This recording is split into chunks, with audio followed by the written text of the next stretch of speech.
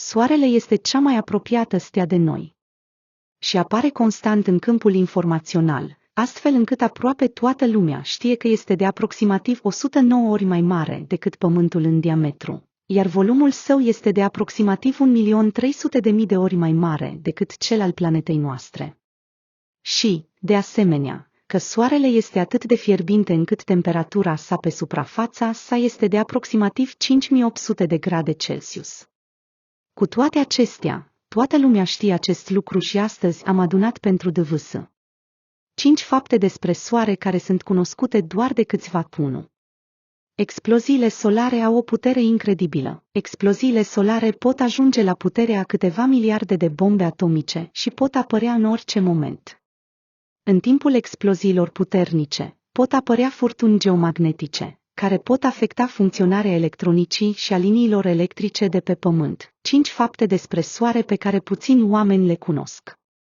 2. Soarele se rotește destul de diferit de planete. Spre deosebire de Pământ, Soarele nu se rotește cu o viteză constantă. În diferite locuri de pe suprafața sa, viteza de rotație poate fi diferită.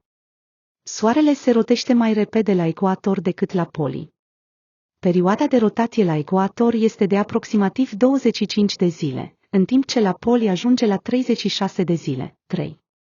Soarele este foarte heterogen. Soarele nu este uniform pe întreaga sa suprafață și multe structuri diferite pot fi văzute pe suprafața sa, cum ar fi pete și explozii, care se numesc ejecții coronale. Aceste structuri pot avea o dimensiune uriașă. De exemplu, unele pete de pe Soare pot fi mai mari decât Pământul, suprafața Soarelui. Soarele este cea mai apropiată stea de noi și apare constant în câmpul informațional, astfel încât aproape toată lumea știe că este de aproximativ 109 ori mai mare decât Pământul în diametru, iar volumul său este de aproximativ 1.300.000 de ori mai mare decât cel al planetei noastre. Și, de asemenea, că Soarele este atât de fierbinte încât temperatura sa pe suprafața sa este de aproximativ 5800 de grade Celsius.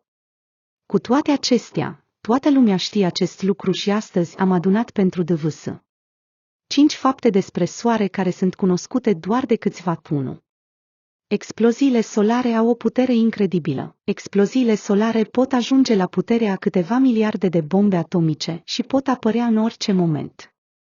În timpul exploziilor puternice, pot apărea furtuni geomagnetice, care pot afecta funcționarea electronicii și a liniilor electrice de pe Pământ. 5 fapte despre Soare pe care